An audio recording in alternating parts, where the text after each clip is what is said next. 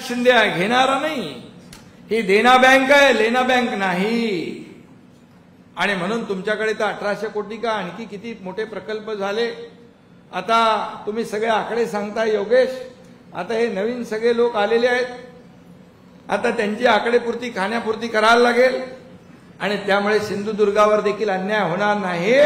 सिंधुदुर्गाला देखील, बाजूच्या जिल्ह्याला देखील भरीव निधी विकासासाठी मिळेल, हा शब्द या ठिकाणी मी देतो.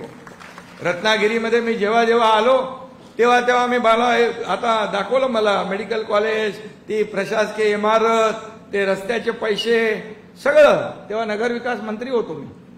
परंतु जेव्हा मुख्यमंत्री झालो त्यावेळेस मला आठवतंय किती निर्णय घेतले. मग लाडकी बहीण योजना घेतली, लेक लाडकी लखपती योजना घेतली, एसटी मध्ये 50% सवलत योजना घेतली, या ठिकाणी शेतकरी सन्मान योजना घेतली, ज्येष्ठांची योजना घेतली. किती योजना केल्या. आणि म्हणून मगाशी कोणीतरी इथं मला दाखवलं, हे शिवसेना आपल्या दारी,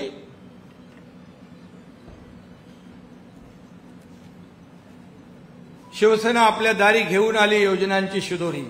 आपल्या हे आपण केलं ना, आयराव मॅडम आपल्या माजी तहसीलदार, त्यांनी हे केलंय. आपल्या ज्या योजना आहेत आता त्याचं आपण उद्घाटन राजन साळवींच्या इथं करून आलो, धर्मवीर आनंद दिघे नागरी सहायता कक्षाचं.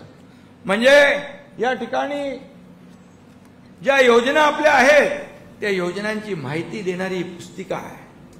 आता isakal.com आहे देशातील नंबर 1 ची मराठी न्यूज वेबसाईट. प्रत्येक अपडेटसाठी isakal.com ला नक्की भेट द्या.